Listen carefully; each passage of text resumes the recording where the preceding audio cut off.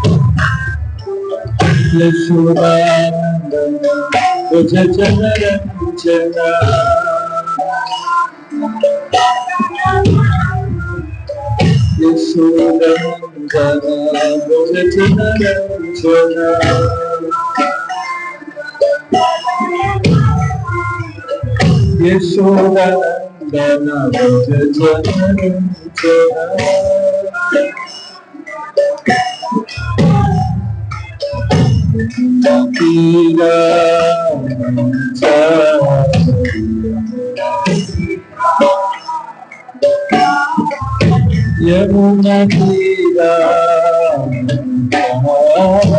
Yamuna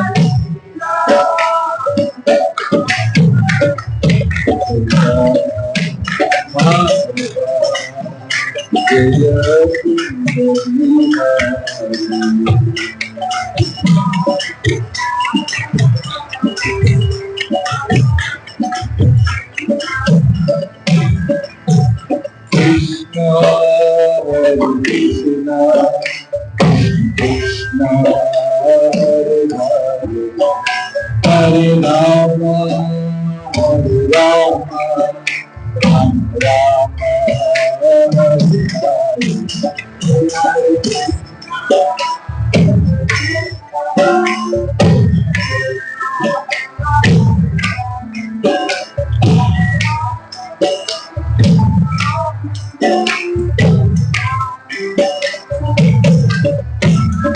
Hare Krishna, Hare Krishna, Krishna Hare Hare, Hare Rama, Hare Rama, Rama Hare Hare,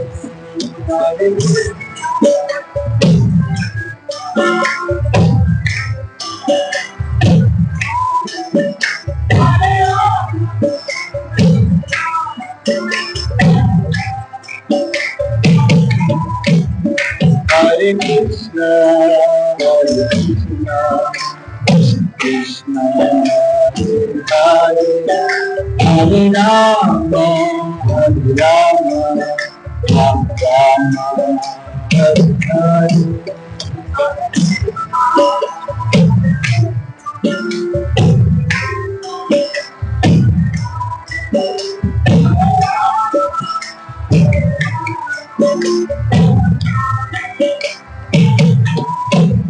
Hare Krishna, Hare Krishna,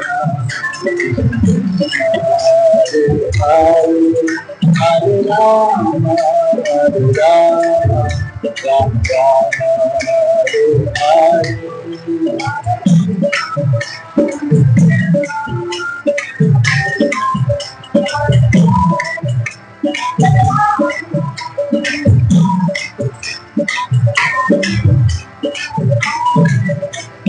Hare Krishna, Hare Krishna, Krishna Hare Hare, Hare Rama, Rama Hare Hare.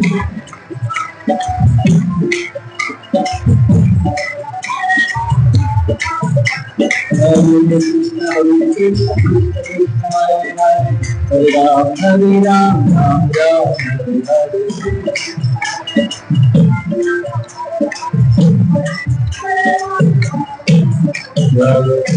Prabhupada, Prabhupada, Om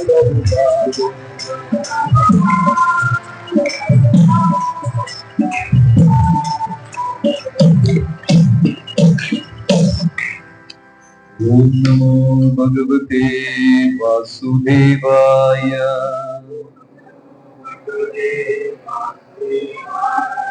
Om Namo Bhagavate Vasudevaya.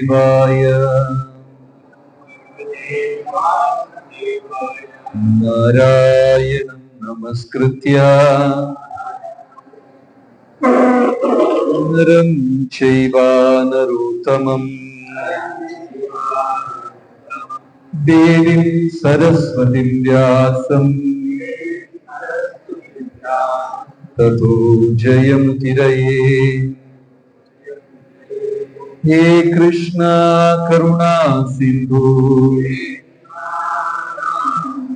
Dinabandhu Jagatpate Gopesha Gopika Kanta Radha Kanta Namostute Tapta Kanchana Gaurangi Radhe Vrindavaneshwari Vrishabhanusute Devi Pranamami Haripriye. Namo Brahmanya Devaya Go Brahmana Hitaya Cha Jagat Hitaya Krishnaya Govindaya Namo Namaha. Krishnaya Vasudevaya Devaki Nandanaya Cha Nandagopa Kumaraya Govindaya Namo Namaha. Jaya Sri Krishna Chaitanya Prabhu Nityananda Shri Advaita Gadadhara Shri Vasadi Gaura Bhakta Vrinda. Hare Krishna Krishna Krishna Hare Hare Hare Rama Rama Rama Hare Hare. Shri Krishna Janmashtami Mahamahotsav ki Shri Shri Krishna Balaram ki Srila Prabhupada ki. Hare Krishna. എല്ലാവർക്കും ശ്രീ ശ്രീ കൃഷ്ണ ബലരാമ ക്ഷേത്രത്തില് സ്വാഗതം. നിങ്ങൾക്ക് എല്ലാവർക്കും എന്റെ വിനീതമായ പ്രണാമം. ശ്രീകൃഷ്ണ ജന്മാഷ്ടമി ആശംസകൾ. ഇന്നു മുതൽ 3 ദിവസം ഇവിടെ ഉത്സവമാണ്. ഇന്ന് ഇവിടെ നടക്കാൻ പോകുന്നത് അധിവാസ് ചടങ്ങ്. ഇപ്പൊ ഒരു അരമണിക്കൂർ പ്രഭാഷണത്തിന് ശേഷം അധിവാസ് ചടങ്ങ് എന്ന് വെച്ചാൽ വരാൻ പോകുന്ന മഹോത്സവത്തിന് മുന്നോടിയായി ക്ഷേത്രം ശുദ്ധീകരിക്കുകയും ഭഗവാൻ അഭിഷേകത്തിന് സ്നാനത്തിന് വരുന്ന ദ്രവ്യങ്ങളെ ശുദ്ധീകരിക്കുകയും ഭക്തജനങ്ങളെല്ലാം അവരുടെ മനസ്സിനെ ശുദ്ധീകരിക്കുകയും ഈ പരിസരം മുഴുവനും ഈ 3 ദിവസത്തേക്ക് നമ്മൾ ശുദ്ധീകരിക്കുന്ന ഒരു പ്രക്രിയയാണ് ഈ അധിവാസ് ചടങ്ങ് എന്ന് പറയുന്നത്. ഭഗവാൻ ഏറ്റവും പരിശുദ്ധിയുള്ള ഒരു വ്യക്തിയാണ്. അതുകൊണ്ട് അർജുനൻ ഭഗവത്ഗീതയിൽ കൃഷ്ണ ഭഗവാനെ സ്തുതിക്കുന്നു. എന്താണ് ആ ശ്ലോകം? പരമം ഭവാൻ. ഫസ്റ്റ് ലൈൻ എന്താണ്? 10-ാം അധ്യായത്തിൽ പവിത്രം പരമം ഭവാൻ പുരുഷം പരം ബ്രഹ്മ പരം ധാമ പവിത്രം പരമം ഭവാൻ. ഭഗവാനെ, അങ്ങ് ഏറ്റവും പവിത്രം നിറഞ്ഞതാണ്. അതുകൊണ്ട് ഈ ഒരു ഉത്സവത്തിന് ഭഗവാനെ സ്വീകരിക്കുമ്പോൾ, ആവാഹിക്കുമ്പോൾ, ക്ഷണിക്കുമ്പോൾ അവിടെ ഉള്ള വ്യക്തികളും വസ്തുക്കളും ശുദ്ധമായിരിക്കണം. അപ്പൊ ഇനി 3 ദിവസം നമ്മുടെ മനസ്സും ഹൃദയവും ശുദ്ധമായിരുന്നാൽ മാത്രമേ അവിടെ ആര് വന്ന് കുടികൊള്ളുകയുള്ളൂ? ആര് വരും? ഭഗവാൻ വന്ന് വസിക്കുകയുള്ളൂ. ആ ചടങ്ങാണ് അധിവാസ് ചടങ്ങ്. അപ്പോ ഇന്ന് നമ്മൾ അതിന് മുന്നോടിയായി ജയത്തു, ഭഗവാനും ഭഗവാനെ സംബന്ധിച്ചുള്ള എല്ലാ കാര്യങ്ങളും പരമപവിത്രവും പരമ വിജയകരവുമാണ്. ശ്രീമദ് ഭാഗവതത്തില് ദശമസ്കന്ധത്തിൽ ഗോപസ്ത്രീകൾ സ്തുതിക്കുന്നുണ്ട്. ജയതി തേദികം ജന്മനാവ്രജ ശ്രയത ഇന്ദിര ശശ്വതഗ്രഹി കൈത ദൃശ്യതാം ദീക്ഷുതാവക വൈവൃതാ സഭാ സ്വാമി ചിന്വന്തേ. ജയത്തു. ഭാഗവതത്തില് അനേകം ശ്ലോകങ്ങളില് ഭഗവാന് എല്ലാ മംഗളവും എല്ലാ വിജയവും ഉണ്ടാകട്ടെ എന്ന് ശ്ലോകങ്ങൾ സ്തുതിക്കുന്നുണ്ട്. ഭക്തജനങ്ങളും ആചാര്യഗണങ്ങളും ഭഗവാനെ സ്തുതിക്കുന്നു. നമ്മൾ ക്ഷേത്രത്തിൽ വന്ന് ഭഗവാനെ ദർശനമെടുക്കുമ്പോ ആദ്യം ഭഗവാനെ നമസ്കരിക്കുകയും ജയഘോഷങ്ങൾ ചൊല്ലി ഭഗവാനെ സ്തുതിക്കുകയും വേണം എന്നാ പറയുന്നത്. എന്നാൽ മാത്രമേ ക്ഷേത്ര ദർശനം പൂർത്തിയാവുകയുള്ളൂ. നമ്മളിൽ എത്ര പേര് ഈ ക്ഷേത്രത്തിനകത്ത് വന്നാൽ ഉടൻ തന്നെ ഭഗവാനെയും ആചാര്യനെയും കാണുമ്പോൾ വീണ് നമസ്കരിക്കുന്ന പതിവ് ഇവിടെ എത്ര പേർക്കുണ്ട്? കുറച്ചു പേർക്കേ ഉള്ളൂ. ബാക്കിയുള്ളവർ നമസ്കരിക്കില്ല. എല്ലാവരും നമസ്കരിക്കും. നമസ്കരിക്കുമ്പോ നമ്മൾ വാക്കുകൾ കൊണ്ട് ജയഘോഷം, പ്രഭുപാദരുടെ മുമ്പേ നമസ്കരിക്കുമ്പോൾ ശ്രീല പ്രഭുപാദ് കി ജയ് ജയഘോഷം പറയുക. പിന്നെ നമോ ഓം വിഷ്ണുപാദായ എന്ന പ്രഭുപാദരുടെ മന്ത്രം ചൊല്ലുക, പ്രണാമ മന്ത്രം.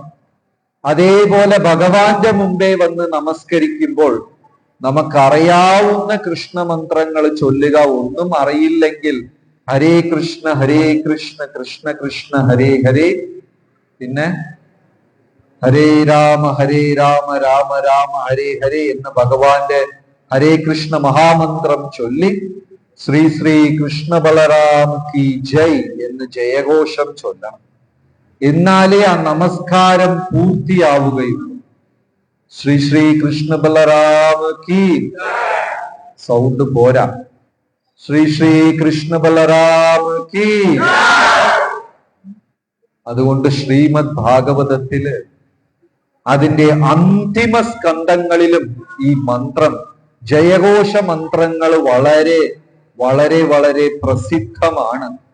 അതിൽ ഭാഗവതത്തിൽ വളരെ പ്രസിദ്ധമായ ഒരു ജയഘോഷ മന്ത്രം, ജയതി ജനനി വാസോ ദേവകീ ജന്മവാദോ യദുവര പരിഷത് സ്വൈതുബീർ അസ്യത് അധർമ്മം സ്ഥിരചര വൃജിനഗ്ന സുഷ്മിത ശ്രീമുഖാഃ വ്രജപുര വനിതാനാം വർദ്ധയൻ കാമദേവം. അതായത് ഭാഗവതവും ഭക്തജനങ്ങളും എല്ലാവരും ഭഗവാന് ജയഘോഷങ്ങൾ ചൊല്ലുകയാണ്. എങ്ങനെ? ജയതി ജനനിവാസോ ദേവകീ ജന്മവാദോ. സർവത്ര ജീവജാലങ്ങളുടെ ഹൃദയത്തിലും ഉള്ള ഭഗവാന് ജയഘോഷം, ജയ എന്ന് പറയുന്നു. മരം ചെടികൊടികൾ, ജന്തു ജീവജാലങ്ങൾ, ചലിക്കുന്നതും ചലിക്കാത്തതും ഈ പ്രപഞ്ചത്തിലുള്ള സർവത്ര ജീവജാലങ്ങളുടെ ഹൃദയത്തിലും ആരുണ്ട്? ഈശ്വരനുണ്ട്. നമ്മുടെ ഓരോരുത്തരുടെ ഹൃദയത്തിലും ഈശ്വരനുണ്ട്. പക്ഷേ ഭാഗ്യം ചെയ്തവർക്ക് മാത്രമേ അത് സാക്ഷാത്കരിക്കാനും ആ ഭഗവാനെ ശരണം പ്രാപിക്കാനും സാധിക്കുകയുള്ളൂ. എല്ലാവരുടെ ഹൃദയത്തിലും ഭഗവാനുണ്ട്. പക്ഷെ ഭാഗ്യം ചെയ്തവർക്ക് മാത്രമേ അതിനെ മനസ്സിലാക്കാനും സാക്ഷാത്കരിക്കാനും ശരണം പ്രാപിക്കാനും സാധിക്കുകയുള്ളൂ. ജയതി ജനനിവാസോ, ആരുടെയെല്ലാം ഹൃദയത്തിൽ ഈശ്വരനുണ്ടോ അവരെല്ലാം മഹാഭാഗ്യം ചെയ്തവരാണ്. ഇവിടെ എത്ര പേരുടെ ഹൃദയത്തിൽ ഭഗവാൻ കുടികൊള്ളുന്നുണ്ട്? 2 പേരുടെ മാത്രമേ. അത് ശരി. ബാക്കി ആരുടെയും ഹൃദയത്തിൽ ഭഗവാൻ ഇല്ല. ഉണ്ടോ ഇല്ലേ? ഹൃദയത്തിൽ ഭഗവാൻ ഉണ്ടോ ഇല്ല? എല്ലാവരുടെ ഹൃദയത്തിലും ഉണ്ട്. ആ ഈശ്വരൻ, കലികാലത്തിൽ ആ ഈശ്വരനെ തിരിച്ചറിയുന്നത് തന്നെ മഹാഭാഗ്യമാണ്. എത്രയോ ജന്മങ്ങൾ ചെയ്ത പുണ്യം കാരണമാണ് ഭഗവാന്റെ നാമം ചൊല്ലാൻ സാധിക്കുന്നത്. ഇവിടെ തന്നെ അനേകം ആൾക്കാർ വരാറുണ്ട്. നമ്മൾ എല്ലാവരിടത്തും നാമം ചൊല്ലാനായിട്ട് ആവശ്യപ്പെടാറുണ്ട്. പക്ഷേ അത് വിജയകരമായി ചൊല്ലി തീർക്കുന്നത് വളരെ കുറവാണ്. ചില ആൾക്കാർ കുറച്ചു കാലം ചൊല്ലും, പിന്നെ അങ്ങ് മുടക്കും. ചിലര് ആ ഭക്തിമാർഗത്തിൽ ഇരുന്ന് വിട്ടുപോകും. ചിലരെല്ലാം അറിയാമെങ്കിലും അത് കൃത്യം ചെയ്യില്ല. അവർക്കൊന്നും ഭാഗ്യമില്ലെന്ന ഭാഗവതം പറയുന്നത്. ജയതി ജനനിവാസോ, സർവത്ര ജീവജാലങ്ങളുടെ ഹൃദയത്തിലും ഈശ്വരനുണ്ട്. ഭാഗ്യം ചെയ്തവരാ, അനുഗ്രഹീതരാ. ദേവകീ ജന്മവാദോ, ഈ പ്രപഞ്ചം എന്നാ പറയുന്നത് ആ പരമസത്യത്തിനെ ദേവകിയുടെ മകൻ എന്നാ പറയുന്നത്. പക്ഷേ ദേവകിയുടെ മകനായി അവതരിച്ചുവെങ്കിലും അതിനുമെല്ലാം സർവോപരി പരമസത്യമാണ് അദ്ദേഹം എന്ന് ഈ ശ്ലോകം പറയും. ദേവകീ ജന്മവാദു, ദേവകിയുടെ പുത്രനാണ്, വസുദേവരുടെ പുത്രനാണ്, രുക്മിണിയുടെ ഭർത്താവാണ് എന്നൊക്കെ ശ്ലോകങ്ങളും സ്തുതികളും ചൊല്ലുവെങ്കിലും ഭഗവാൻ അതിനെല്ലാം ഉപരിയാ. അതുകൊണ്ടാണ് കുലശേഖര മഹാരാജ്, കുലശേഖര ആൾവാർ മുകുന്ദമാല സ്തോത്രത്തിൽ ഭഗവാനെ സ്തുതിക്കുന്നു. ജയതു ജയതു ദേവോ ദേവകീനന്ദനോയം, ജയതു ജയതു പൃഥ്വിഭാരു നാശോ മുകുന്ദ, ജയതു ജയതു മേഘശ്യാമള കോമലാംഗോ. ഭഗവാന്റെ പല പല ലീലകൾ ചൊല്ലി കുലശേഖര രാജാവ് സ്തുതിക്കുന്നുണ്ട്. അപ്പോ ഈ ശ്ലോകത്തില് ജയതി ധേദികം ജന്മനാവ്രജ ശ്രയത ഇന്ദിരാ ശശ്വതത്രഹി ദൈതദൃശ്യത ദീക്ഷുതാവക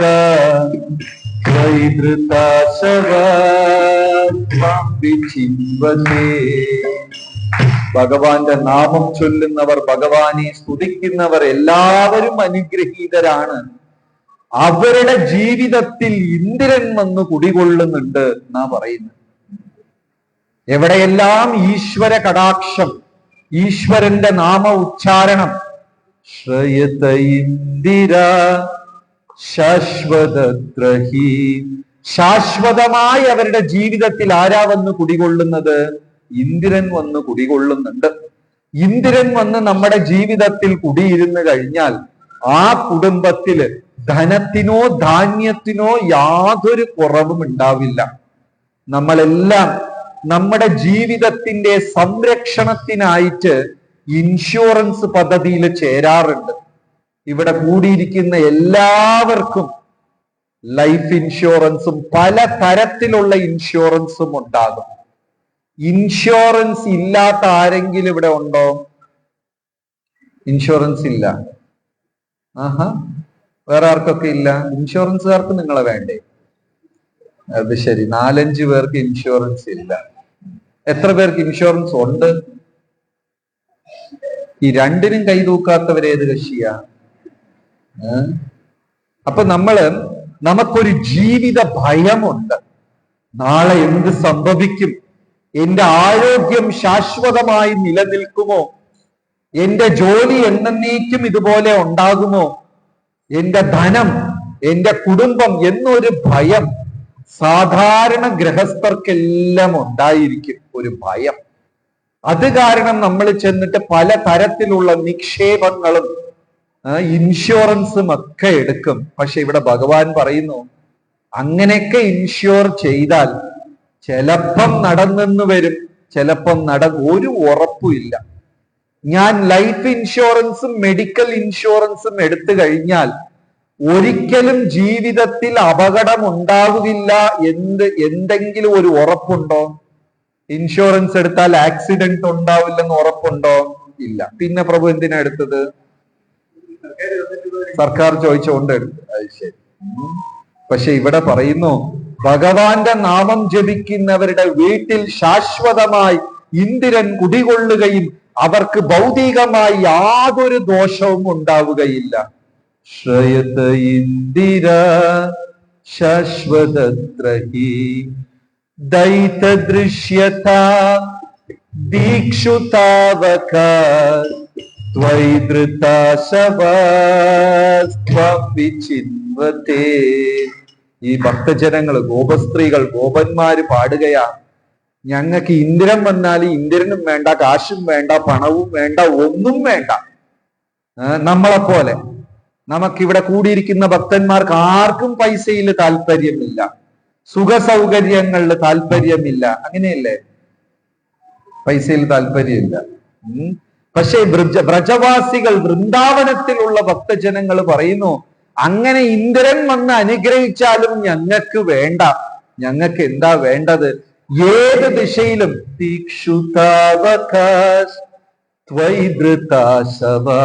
എവിടെ നോക്കിയാലും, ഏത് ദിശയിൽ നോക്കിയാലും ഞങ്ങൾക്ക് അങ്ങേ മാത്രം, ഭഗവാനെ മാത്രം കണ്ടാൽ മതി എന്നിവിടെ ഭക്തജനങ്ങൾ സ്തുതിക്കുന്നുണ്ട്. അങ്ങനെ ഉയർന്ന ഭക്തരെയൊക്കെ കാണുന്നത് വളരെ വിരളമാണ്. നമ്മളെല്ലാവരും ഭക്തരാ, നാമം ചൊല്ലുന്നവർ ഭക്തരാണ്. എന്നാലും നമുക്ക് എല്ലാവർക്കും ഭൗതികതയിലും താല്പര്യമുണ്ട്. ഉണ്ടോ ഇല്ലേ? താല്പര്യമുണ്ട്. പണത്തിൽ താല്പര്യമുണ്ട്, സ്ഥാനമാനങ്ങളിൽ താല്പര്യമുണ്ട്, ഭൗതിക വിഷയങ്ങളിലെല്ലാം താല്പര്യമുണ്ട്. പ്രഭുപാദ സ്വാമികൾ വിദേശത്ത് ചെന്ന് പ്രചരണം നടത്തിയ സമയത്ത് ശിഷ്യഗണങ്ങളെല്ലാം വന്ന് ദിവസം നാട്ടുവർത്താനം പറയും. പരിശുദ്ധ ഭക്തന്മാർക്ക് നാട്ടുവർത്താനം കേൾക്കാൻ യാതൊരു താല്പര്യവുമില്ല. നമ്മൾക്ക് താല്പര്യമുണ്ടോ? ഉണ്ട്. അപ്പുറത്ത് വീട്ടിൽ എന്ത് സംഭവിച്ചു? 3 ദിവസം മുമ്പ് ഇവിടെ കള്ളൻ കയറി. ഇവിടെ പൂകെട്ടാനായിട്ട് കുറച്ച് ഭക്തര് വരും. തലേന്ന് വരെ അവർ പൂകെട്ടുമ്പോ കീർത്തനം ചൊല്ലിയാണ് പൂകെട്ടുന്നത്. വളരെ മംഗളകരമായ കാര്യം. പക്ഷെ കഴിഞ്ഞ 2 ദിവസമായിട്ട് പൂകെട്ടുമ്പോ കള്ള ആ ജന്നലിൽ കൂടെയാ വന്നത്. എനിക്ക് അപ്പോഴേ അറിയാം, കള്ള ഈ ജന്നലിൽ കൂടെയാ വന്നത്. ആരുടെ ബോധത്തിലാണ് മാല കെട്ടുന്നത്? 24 മണിക്കൂറും കള്ളനെ കുറിച്ച്. നമ്മുടെ വിശ്വനാഥൻ പ്രഭു കഴിഞ്ഞ 2 ദിവസമായിട്ട് ഭഗവാനെ കുറിച്ച് സംസാരിച്ചതിനേക്കാളും കൂടുതൽ ആരെ കുറിച്ച് സംസാരിച്ചു? കള്ളനെ കുറിച്ച്. കള്ള ആ ജന്നലില് വന്നു, ഈ ജന്നലില് വന്നു. പക്ഷെ വൃന്ദാവനത്തിൽ വസിക്കുന്ന ശുദ്ധഭക്തർക്ക് ഭൗതികമായി ഒരു വിഷയത്തിലും താല്പര്യമില്ല. അപ്പൊ പ്രഭുപാദ് സ്വാമികളടുത്ത് ശിഷ്യഗണങ്ങൾ വന്ന് പറയും, അവിടെ ഇത് സംഭവിച്ചു, അത് പ്രഭുപാദർക്ക് അത് കേൾക്കാനേ താല്പര്യമില്ല.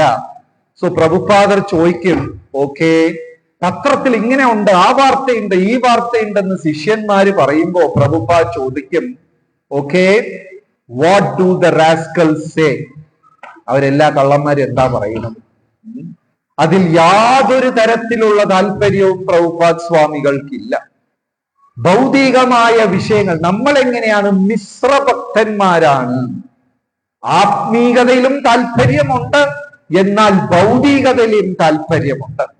ഈ രണ്ടിലും ഏതിലാണ് നമുക്ക് കൂടുതൽ താല്പര്യം? ആത്മീകതയിലാണോ ഭൗതികതയിലാണോ? നമുക്ക് ഏതിലാണ് കൂടുതൽ താല്പര്യം? ഏതിലാണ്? ഭൗതികതയിലാണ്. പിന്നെ അത് നല്ലോണം പോവാൻ ദൈവത്തിനെ പിടിച്ചു വെച്ചിരിക്കുക, അല്ലാതെ ദൈവം വേണമെന്ന് നമ്മൾ പിടിച്ചിട്ടില്ല. എന്റെ കാര്യങ്ങൾ സുഖകരമായി നടക്കാൻ വേണ്ടി ഒരു സെക്യൂരിറ്റി, അങ്ങനെ ദൈവത്തിനെ പിടിച്ചിരിക്കുക. അപ്പൊ ഇവിടെ ഗോപന്മാരും ഗോപസ്ത്രീകളും പറയുന്നു, കൃഷ്ണ ഞങ്ങൾക്ക് ഒന്നും വേണ്ട,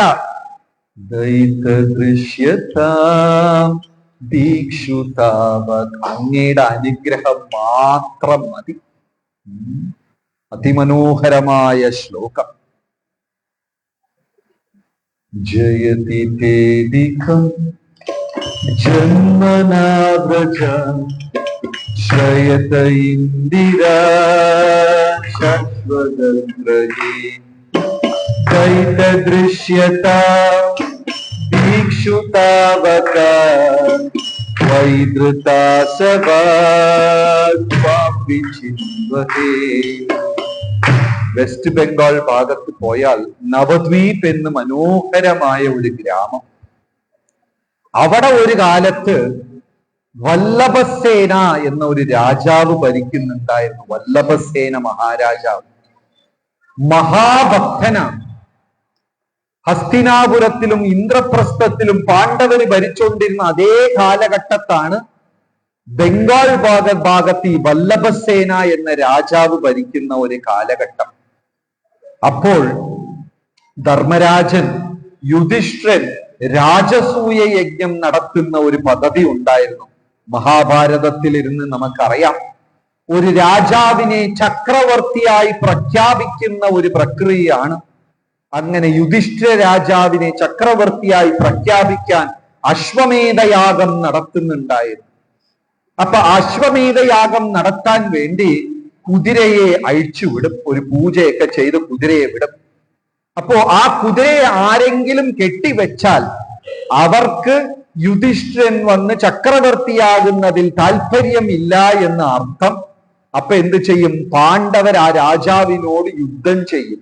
യുദ്ധത്തിൽ രാജാവ് ജയിച്ചു കഴിഞ്ഞാൽ അവൻ സ്വതന്ത്രനാണ്, അവന് പിന്നെ ചക്രവർത്തിയുടെ കീഴിൽ വരണ്ട.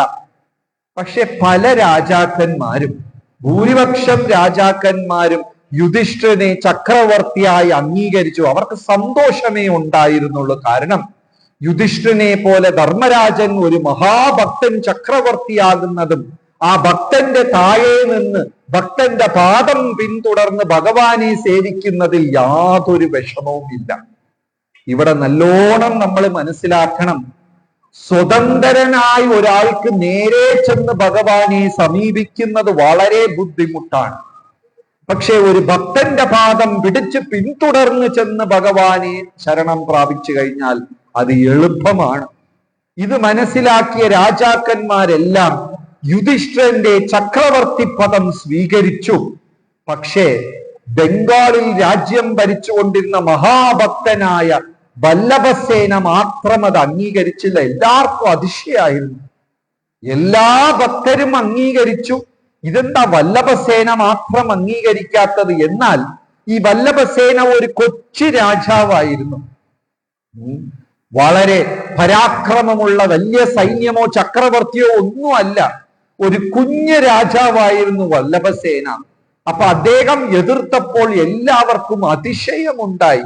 എങ്ങനെ ഈ വല്ലഭസേന എതിർത്തു? അപ്പൊ എല്ലാരും ചെന്ന് ചോദിച്ചു, നീ എന്തിനാ എതിർക്കുന്നേ? ധർമ്മരാജൻ ഭക്തനല്ലേ, നീയും ഭക്തന് അല്ല, എനിക്കിഷ്ടമല്ല എന്ന് എതിർത്തു. അങ്ങനെ വല്ലഭസേനയ്ക്ക് നേരെ ഭീമസേനന്റെ പരാക്രമം, അതികഠിനമായ രൂക്ഷമായ യുദ്ധം നടക്കുകയാണ്. ആ യുദ്ധത്തില് കുറച്ച് സമയം വല്ലഭസേനയുടെ കൈ ഉയർന്നിരുന്നു. ഭീമസേനൻ പോലും തോൽക്കുന്ന ഒരു അവസ്ഥയിലായിപ്പോയി. ഭീമസേനനും അർജുനനും ഭയങ്കര അതിശയമായി. ദുര്യോധനനെ വരെ തോൽപ്പിച്ച നമ്മൾ ഇന്ന് വരെ ഭീമാർജുനന്മാർ ഒരു യുദ്ധത്തിലും പരാജയപ്പെട്ടിട്ടില്ല. എല്ലാവരെയും തോൽപ്പിച്ച ചരിത്രം മാത്രമേ അവർക്കുള്ളൂ. എന്നിരുന്നിട്ടും സാധാരണ രാജാവായ വല്ലഭസേനയുടെ മുമ്പേ അവര് തോൽക്കുകയും ഭീമന് വല്ലാതെ ഒരു നാണക്കേടായിപ്പോയി. അപ്പൊ ഭീമൻ എന്ത് ചെയ്തു? മനസ്സുകൊണ്ട് ഭഗവാനെ പ്രാർത്ഥിച്ചു, കൃഷ്ണ, ഞാനിപ്പോൾ ഒരു ദുർഘട നിമിഷത്തിലാണ്. സാധാരണ രാജാവായ വല്ലഭസേന എന്നെ തോൽപ്പിക്കുന്നുണ്ട്, ഭഗവാൻ വന്ന് എന്നെ രക്ഷിക്കണം എന്നൊക്കെ പ്രാർത്ഥിച്ചപ്പോൾ ഭഗവാൻ അവിടെ പ്രത്യക്ഷമായി. ഭഗവാൻ അവിടെ പ്രത്യക്ഷമായ നിമിഷം വല്ലഭസേന എണീറ്റ് പറഞ്ഞു, ഓക്കെ യുദ്ധം നിർത്തി, ഞാൻ സമ്മതിച്ചു, യുധിഷ്ഠിരൻ തന്നെ ചക്രവർത്തി. എല്ലാവർക്കും അതിശയം, എന്നാ നേരത്തെ സമ്മതിച്ചൂടെ? ഇത്രയും നേരം യുദ്ധം ചെയ്തിട്ടാണ് സമ്മതിക്കുന്നത്? എന്നാ വല്ലഭസേന ജയിച്ചുകൊണ്ടിരിക്കുകയാണ്, യുദ്ധത്തിൽ വിജയിയായി മാറിക്കൊണ്ടിരിക്കുകയാണ്. ആ വല്ലഭസേന പറഞ്ഞു, എന്നാ ഞാൻ യുദ്ധം ചെയ്യുന്നില്ല, മതി, യുധിഷ്ഠിരൻ തന്നെ ധർമ്മരാജാവ്. ഭീമസേനൻ ചോദിച്ചു, നിനക്ക് വല്ല ഭ്രാന്തുണ്ടോ? ഇത്ര നേരം സമ്മതിക്കാതെ ഇപ്പോൾ എന്തിനാ നീ സമ്മതിച്ചത്? വല്ലഭസേന പറഞ്ഞു, എനിക്കറിയാം, ഞാൻ പ്രാർത്ഥിച്ചാൽ ഭഗവാൻ വരില്ല, ഞാനും കുറെ കാലം കൊണ്ട് പ്രാർത്ഥിക്കാൻ വരില്ല. പക്ഷെ പാണ്ഡവരായ നിങ്ങൾ, അതിലും പ്രത്യേകിച്ച് ഭീമാർജുനന്മാര് പ്രാർത്ഥിച്ചാൽ തീർച്ചയായിട്ടും ആര് വരും? ഭഗവാൻ അവിടെ പ്രത്യക്ഷമാകും. എനിക്കറിയാം, ഇപ്പോൾ ഭീമൻ പ്രാർത്ഥിച്ചപ്പോൾ ഭഗവാൻ പ്രത്യക്ഷനായി, ഭഗവാന്റെ ദർശനമെടുത്തു. എനിക്ക് രാജ്യവും വേണ്ട, ഒന്നും വേണ്ട, ആരോ എടുത്തോണ്ട് പോയിക്കോ. ഉടനെ ശരണം പ്രാപിച്ചു.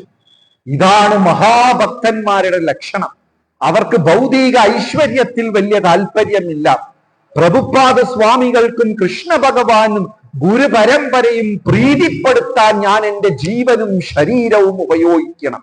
എനിക്ക് വേണ്ടി ഒന്നും വേണ്ട, എല്ലാം ഭഗവാന്റെ പ്രീതിക്കാണ്. വല്ലഭസേന പ്രാർത്ഥിച്ചു, അവിടെ ഭീമസേനൻ പ്രാർത്ഥിച്ചു, ഭഗവാൻ പ്രത്യക്ഷനായി, വല്ലഭസേനയുടെ മനസ്സെല്ലാം നിറഞ്ഞു. അതുകൊണ്ടാണ് ഇവിടെ ഗോപസ്ത്രീകൾ പാടുന്നത്, ബ്രഹ്മാവാണ് പ്രാർത്ഥിച്ചു, അതുപോലെ ഉയർന്നവർ പ്രാർത്ഥിച്ചാലേ ഭഗവാന്റെ ദർശനം കിട്ടുള്ളൂ. പവിത്രമായ ഭക്തന്മാരുടെ ചരണവും പിടിച്ചു പോയാൽ മാത്രമേ നമുക്ക് ഭഗവാന്റെ അവിടെ എത്താൻ സാധിക്കുകയുള്ളൂ. നേരിട്ട് ചെന്നു കഴിഞ്ഞാൽ ഭഗവാന്റെ ദർശനം ലഭിക്കുന്നത് വളരെ ബുദ്ധിമുട്ടാണ്. മഹാ ആചാര്യന്മാരെയും ഭക്തന്മാരെയും പിടിച്ചു കഴിഞ്ഞാൽ നമുക്ക് ഭഗവാന്റെ അടുത്ത് എളുപ്പത്തിൽ പോകാം. അടുത്തത് വിഷജനാപ്യയ വ്യാലരാക്ഷസാൻ വർഷമാരുകാദ്വൈദ്യുതാനലാ വൃഷമയാത്മജാൻ വിശ്വതോ വയം സകൗദേവാൻ സാത്വതാം കുലേ. ഹരേ കൃഷ്ണ ഹരേ കൃഷ്ണ കൃഷ്ണ കൃഷ്ണ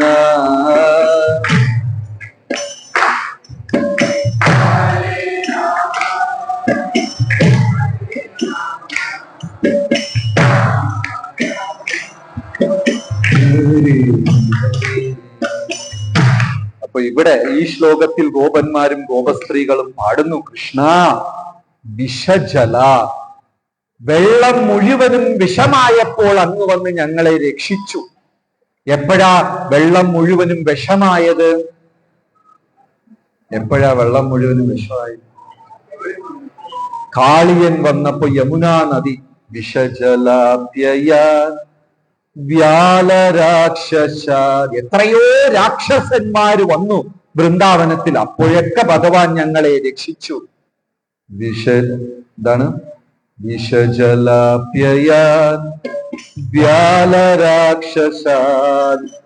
വർഷമാരുതാൻ, മഴ ഘോരമായി മഴ പെയ്തു. എപ്പോൾ മഴ പെയ്തു? ഇന്ദ്രൻ അയച്ചു. വർഷമാരുതാൻ വൈദ്യുതാനൽ, ആ മഴയുടെയും കൊടുങ്കാറ്റിന്റെയും ഇടയ്ക്ക് ലൈറ്റ്നിങ്, തണ്ടർ, ഇതെല്ലാം ഇടിയും മിന്നലും വൃന്ദാവനത്തിൽ ഉണ്ടായിരുന്നു. വർഷമാരുതാൻ വൈദ്യുതാനൽ വൃഷമയാത്മജാത്, അതായത് ഗോപസ്ത്രീകള് അവിടെ വന്ന രാക്ഷസന്മാരുടെ ലിസ്റ്റൊക്കെ ഇട്ട് പറയാം. ആദ്യം വിഷജലം, യമുനാ വെള്ളം വിഷമായി മാറി, പിന്നെ രാക്ഷസന്മാര് വന്നു, പിന്നെ ഘോരമായ 7 ദിവസം മഴ പെയ്തു, പിന്നെ കൊടുങ്കാറ്റും ഇടിയും മിന്നലും ഉണ്ടായി, പിന്നെ അരിഷ്ടാസുരനെ പോലെ വ്യോമാസുരൻ, അരിഷ്ടാസുരൻ എന്നൊക്കെ ഉള്ള അസുരന്മാര് വന്നു. അപ്പോഴെല്ലാം ഭഗവാൻ ഞങ്ങളെ രക്ഷിച്ചു. പക്ഷെ ഭാഗവതം ഈ ഓരോ രാക്ഷസനും ഓരോ സ്വഭാവം പറയാം. വിഷജല, കാളിയൻ വന്നിട്ട് വിഷം ഛർദിച്ച് യമുന മുഴുവനും വിഷമായി. അതെന്താ സൂചിപ്പിക്കുന്നതെന്ന് വെച്ചാല് നമ്മുടെ ഓരോരുത്തരുടെ മനസ്സില് ഭൗതികമായി അമിതമായ ആഗ്രഹങ്ങൾ. ഇവിടെ ഇപ്പൊ ഇത്രയും ഭക്തജനങ്ങൾ കൂടിയിട്ടുണ്ട്. നമ്മളിൽ എത്ര പേർക്കാണ് ഭഗവാൻ എനിക്ക് എല്ലാം തന്നു, മതി, ഒന്നും വേണ്ട എന്ന പൂർണ്ണ സംതൃപ്തി അനുഭവിക്കുന്നവർ ഇവിടെ എത്ര പേരുണ്ട്? ഭഗവാൻ എനിക്ക് ആവശ്യത്തിന് എല്ലാം തന്നു, ഇനി വേറെ ഒന്നും വേണ്ട, മതി എന്ന് സംതൃപ്തി അനുഭവിക്കുന്നവർ എത്ര പേർക്ക് മലയാളം മനസ്സിലാവും? എല്ലാവർക്കും മനസ്സിലാവും. ഞാൻ ചോദിച്ചത് എല്ലാവർക്കും മനസ്സിലായി. ശരി, എത്ര പേരാണ് ആത്മസംതൃപ്തി അനുഭവിക്കുന്നത്? ഇന്ന് രാവിലെ എന്തൊക്കെയോ പരാതി പറഞ്ഞത്. ആത്മസംതൃപ്തി. അപ്പോ വിഷം, ഈ കാളിയൻ വന്ന് വെള്ളത്തിനെ വിഷമാക്കിയത് എന്താന്ന് വെച്ചാല് ഹൃദയത്തിൽ അമിതമായ ആഗ്രഹം. ഈ ആഗ്രഹം നമ്മളെ എന്ത് ചെയ്യുന്നു വെച്ചാൽ ഇതൊരു സൈക്കോളജിയാണ്. ആഗ്രഹങ്ങൾ വർദ്ധിക്കും തോറും രജോ ഗുണം വർദ്ധിക്കും. രജോ ഗുണം വർദ്ധിക്കും തോറും ക്ഷമയില്ലായ്മ നമ്മൾ അനുഭവപ്പെടും, റെസ്റ്റ്ലെസ്നെസ് അനുഭവപ്പെടും. ആ ക്ഷമയില്ലായ്മ അനുഭവപ്പെടും തോറും നമുക്ക് ജീവിതത്തിൽ സംതൃപ്തി ഉണ്ടാവുകയില്ല. നിങ്ങൾ ഈ കോർപ്പറേറ്റ് വേൾഡ് അല്ല, വലിയ വലിയ കച്ചവടക്കാരന്മാർ, മൾട്ടി മില്യണർ ബിസിനസ് പീപ്പിൾ, അങ്ങനെ ഇവരെയൊക്കെ നോക്കിക്കഴിഞ്ഞാൽ ഒരു സമാധാനം കാണില്ല, ഒരു ക്ഷമ. അവിടെ നിൽക്കും, ഇവിടെ നിൽക്കും, അത് ചെയ്യണം, ഇത് ചെയ്യണം, അത് തലമുറയ്ക്ക് പന്നാങ്കടിക്കും, ഇങ്ങനെ ഭ്രാന്തനെ പോലെ ഇരിക്കും. അങ്ങനെ ഒരു ക്ഷമയുണ്ടാവില്ല. രജോ ഗുണം മൂത്ത് മൂത്ത് മൂത്ത് ആ ഒരു അവസ്ഥയിലേക്ക് അവർ ഉയരും. അപ്പൊ ഭൗതിക ആഗ്രഹങ്ങളാണ് ഇതെല്ലാം. അപ്പൊ യമുനാ നദി വന്നിട്ട് വിഷമായത് ഭൗതിക ആഗ്രഹങ്ങളെ സൂചിപ്പിക്കുകയാണ്. പിന്നെ അകാസുരൻ, വ്യോമാസുരൻ എന്ന ഇതെല്ലാം അസൂയ. അസൂയ കാരണം മറ്റുള്ളവർക്ക് ദോഷമുണ്ടാകണം എന്ന ഒരു ആഗ്രഹം. ഇവിടെ ഉള്ളവർക്ക് അസൂയ ഉണ്ടോ? ആർക്കും ഇല്ല. ശരി. എപ്പോഴും നമ്മുടെ ലൈഫിനെ മറ്റുള്ളവരുമായിട്ട് കമ്പയർ ചെയ്യുക.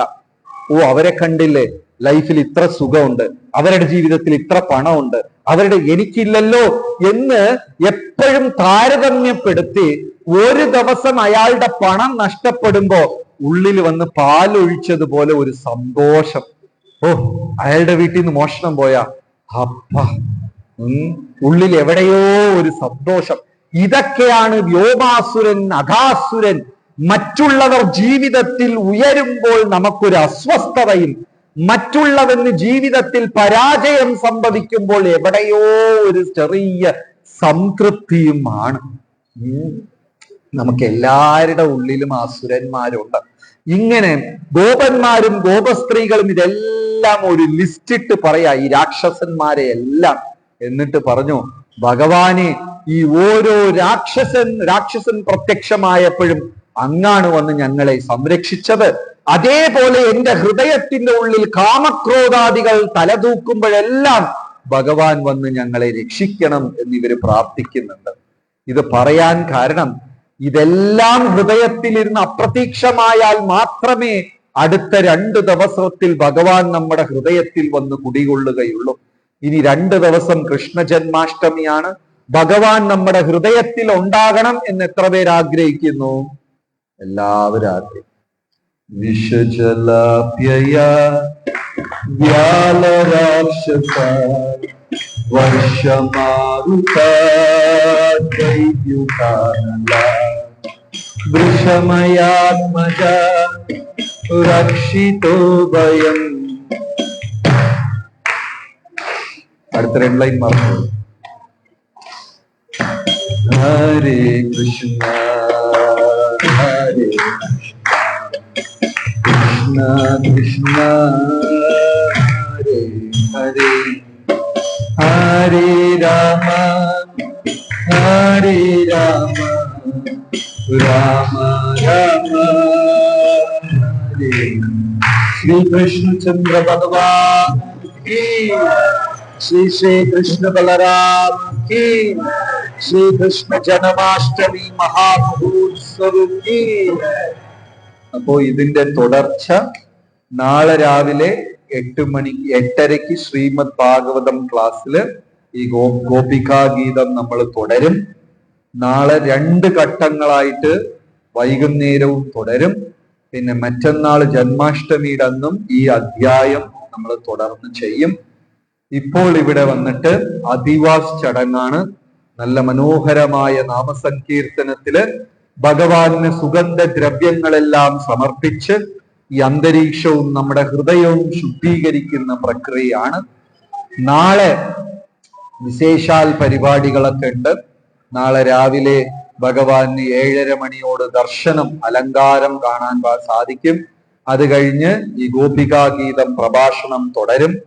പിന്നെ രാവിലെ 10:30 മണിക്ക് സൗഭാഗ്യ വെങ്കടേഷ് താരാ കല്യാൺ അവരുടെ മകൾ അവരുടെ അക്കാഡമി സ്കൂളിൽ ഇരുന്ന് ഇവിടെ 1 മണിക്കൂറും ദ്രൗപദി ദാമോദര ലീല ഇങ്ങനെ ഭഗവാന്റെ ലീലകളുടെ എല്ലാം നൃത്യ നാടകം ഉണ്ടായിരിക്കും. പിന്നെ വൈകുന്നേരം നാമസങ്കീർത്തനം ഇതെല്ലാം ഉണ്ടായിരിക്കും. പിന്നെ ഭഗവാന് ഭക്തജനങ്ങൾക്ക് വന്ന് നേരിട്ട് ഭഗവാന് കലശാഭിഷേകം ചെയ്യാനുള്ള സൗകര്യം നാളെ വൈകിട്ടും പ്രഭാഷണം ഉണ്ടായിരിക്കും. മറ്റന്നാള് ജന്മാഷ്ടമി തിഥിയാണ്. അന്ന് രാത്രി വരെ അഭിഷേകം പരിപാടികളെല്ലാം ഉണ്ടായിരിക്കും. ശ്രീല പ്രഭുപാദ് കി ഹരേ കൃഷ്ണ.